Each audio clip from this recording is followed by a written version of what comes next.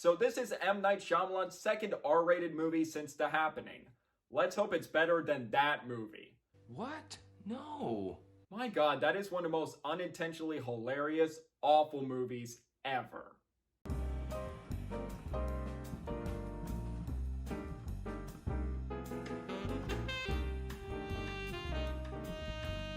Hey movie buffs, I'm Jack Benner and welcome to my review of Knock at the Cabin. Knock at the Cabin is a new suspense thriller from M. Night Shyamalan, and this is based off the book The Cabin at the End of the World by Paul Tremblay. The story follows a family of 3 vacationing at a remote cabin until they're visited by 4 strangers led by Dave Bautista, who holds them hostage and gives them a choice for one of them to make a sacrifice to prevent the apocalypse. When it comes to M. Night Shyamalan's filmography, he's definitely a hit and miss filmmaker. When he makes great films, say The Sixth Sense, Unbreakable, Signs, Split, he knocks it out of the park. But on the other side, when he makes an awful film like Lady in the Water, the hilariously awful The Happening, you like hot dogs, right? And he also made The Last Airbender, which I still think is Shyamalan's worst film and still one of the absolute worst movies I've ever seen in my life and one of the worst adaptations I've ever seen. Just an abysmal film.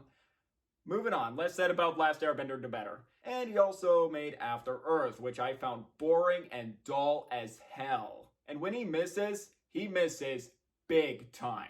And after returning to his low-budget films with The Visit, which I found to be solid, and Split, which I really liked, I thought those 2 movies show signs, see what I did there, as a return to form for Shyamalan. His last 2 movies have been divisive with Glass and Old. Glass I liked for the first 2 acts, but the 3rd act kind of fell apart for me. And Old was definitely divisive Shyamalan film. Some people liked it, mixed on it, didn't like it, or hated it. I'm on the side that didn't like it, and it was honestly one of my least favorite films of 2021. And when I first saw the trailer for Knock at the Cabin, I thought it could go either direction. On one hand, a possible hit for Shyamalan, or on the other hand, a poorly executed and messy film from him. It had a simple and interesting concept, and with a solid cast. I saw Knock at the Cabin last week and went in with open-minded expectations, hoping for a solid and well-crafted thriller here. And now that I've seen the movie and had time to think about it, that's basically what I've got. I am glad to say I had a good time with Knock at the Cabin. I definitely think it's one of the better films Shyamalan has done in years and one of his more suspenseful films to date. Not without its flaws, to which I'll get to, but I do think this is an improvement over his last 2 films, and like I said,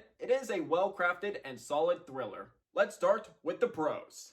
To start things off, the performances here are all strong without a single weak link. First with the big guns. The standout here is Dave Bautista. He is excellent in this movie, and this is so far the best performance I've seen from him. From his opening scene, Bautista brings a terrific combination of friendly and tender nature, but when the invasion occurs, he also nails the controlling, persuasive, and intimidating side to the character. Every moment he's on screen, I just couldn't take my eyes off him. I think this continues to prove why many consider him to be the best wrestler turned actor. Choosing good projects that allow him to show his range as an actor and what he can do, and working with directors who can truly bring the best out of him. And it was really great to see Dave Bautista's range over the years as an actor. With action, mostly Drax the Destroyer in the Guardians of the Galaxy movies, and even in comedies, his moments as Drax and recently Glass Onion, and doing a great job in 2 Denis Villeneuve movies like Blade Runner 2049 and Dune. And this is definitely a big year for Dave Bautista, not only giving a great performance here, but also Guardians of the Galaxy Volume 3 and Dune Part 2, both movies I'm hyped for this year. Jonathan Groff and Ben Aldridge also achieve excellent results as the 2 fathers being held hostage with a very difficult decision,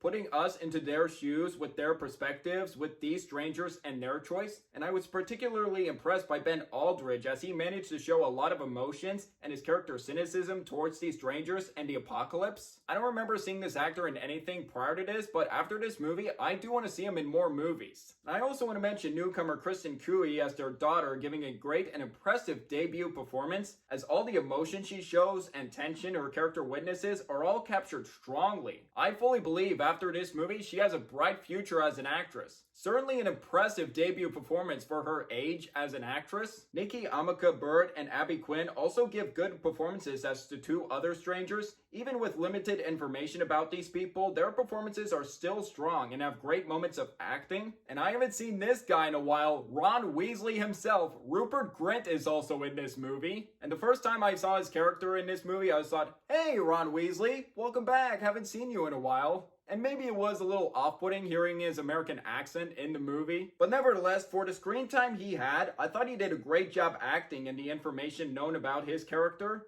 Out of the three main Harry Potter actors, him, Daniel Radcliffe, and Emma Watson, I felt like he deserves more recognition as an actor. And something I found out, he has collaborated with M.Night Shyamalan before this movie in his Apple TV Plus series Servant. And all these actors playing the strangers doing a terrific job of being forced to be there, despite them not wanting to be there, but they also have a mission to try to prevent the apocalypse from happening. This is one of Shyamalan's better directed films in a while and has top-notch filmmaking. Right from the jump, Shyamalan's skills in building tension and suspense to keep you on the edge of your seat are still intact here. With the opening conversation between Leonard and Wynne, Shyamalan uses close-ups well that I didn't find distracting at Dutch angles correctly to ingrain a feeling of dread. One aspect I particularly loved about the filmmaking here by M. Night, with the use of setting and location, sense of claustrophobia, and making it atmospheric, all of that are commendable filmmaking techniques by Shyamalan. He actually shot Knock at the Cabin in 35mm film, aiming for a classic 90s thriller look, and this movie even opens with the 90s Universal Studios logo, and I think that classic look works well here. This is also a very shot and amazing looking movie. Shyamalan does a great job with the camera movements, pans, and close-ups, which are typical things you'd expect from Shyamalan with his filmmaking. And the director of photography in this movie actually collaborated with Robert Eggers in his last three movies, The Witch, The Lighthouse, and The Northman, which all three movies are just breathtaking. So no wonder this movie has such great cinematography. And props to the musical score for working effectively in the opening credits and the tension-building moments. Not only did I admire Shyamalan's directing here, but I felt like this was a story he really wanted to sink his teeth into. Watching this movie, it did remind me of his glory days as a filmmaker, from The Sixth Sense in 1999, I'd say up until The Village, to an extent that came out in 2004.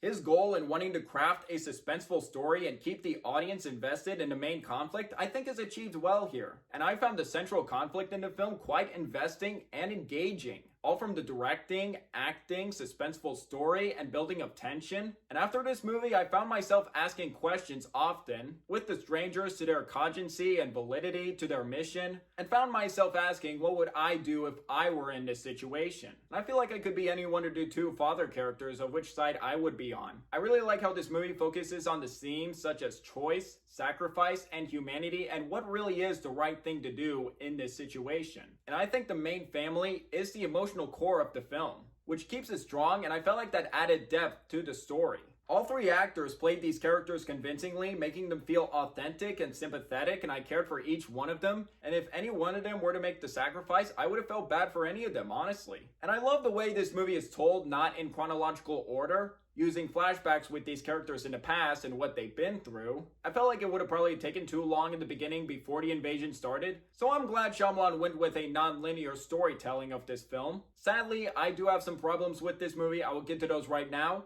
First, it does contain some Shyamalan lines of dialogue, some that just feel unnatural, out of place, or they're just over-explaining everything. And I was a bit mixed on Shyamalan's use of close-ups in this movie. Some worked well, but other times I felt like he may have overused them. And there were moments where maybe it was a little too close, where the top of the frame was right here and that the bottom of the frame was right here. I was okay, just back it up. And my final issue is the third act of the movie. Not that I found it particularly bad, I just didn't quite find it as strong or investing as the first two acts. With the film's conclusion, I was hoping for something a bit more and a wow factor. I was really hoping for something shocking. I was like, whoa, I did not expect that at all. Instead, I was more like, so this is how it all ends? Okay, I could see why, but I don't know. I feel uncertain about this. And let you know, I have not read the book to which this film is adapted from, so I don't know the ending of the book compared to the ending of the film, so I don't know which one works better. And I was mainly focusing on just judging the movie as a movie. And as for my thoughts on the ending of the film, I don't know if it entirely hit the mark in my opinion. In conclusion, despite the third act not being as strong as the first two acts, and I was hoping for something more with the ending, I thought Knock at the Cabin was an intense and suspenseful thriller with effective filmmaking, strong emotional core, suspenseful story, and excellent performances from the cast, especially Dave Bautista. If you're a fan of most Shyamalan movies and this looks promising to you, I do recommend this movie to you, and I have a feeling you might be satisfied. However, if you don't like M. Night Shyamalan, or if you haven't been a fan of him over the years, I still think you should give this movie a chance to see if you like it or not. And even with his hit and miss filmography as a writer and director, I am glad that I enjoyed Knock at the Cabin and definitely found it one of his better directed and more suspenseful films in a while. And now to grade it, I'm going to give Knock at the Cabin 4 stars out of 5, a B+. I hope Shyamalan continues to make more films like this in the future, and as usual, I am curious to see what he has in store for his next film. And where would this movie rank in my M. Night Shyamalan ranking? I would probably place it at number 5, just above Glass at number 6. And my top 4 M. Night Shyamalan films would be number 4 would be Split, number 3, Signs, number 2, Unbreakable, and number 1, The Sixth Sense. So that would be my top 5 Shyamalan ranking. And for today's comment question, I would also like to hear your picks for your favorite and least favorite film from M. Night Shyamalan. I'm excited to hear your picks, so let me know in the comments below. And I would like to ask you guys, what did you think of Knock at the Cabin if you've seen it? Do you agree, disagree with my review, or if you haven't seen it yet, are you interested in checking out the film or not? Let me know below. Did you enjoy hearing my thoughts on this movie? If yes, please hit that like and subscribe button if you're new here, and don't forget that notification bell for my next upload in the future. It really means a lot. And until the next video, I'm Jack Benner, and look forward to another movie review.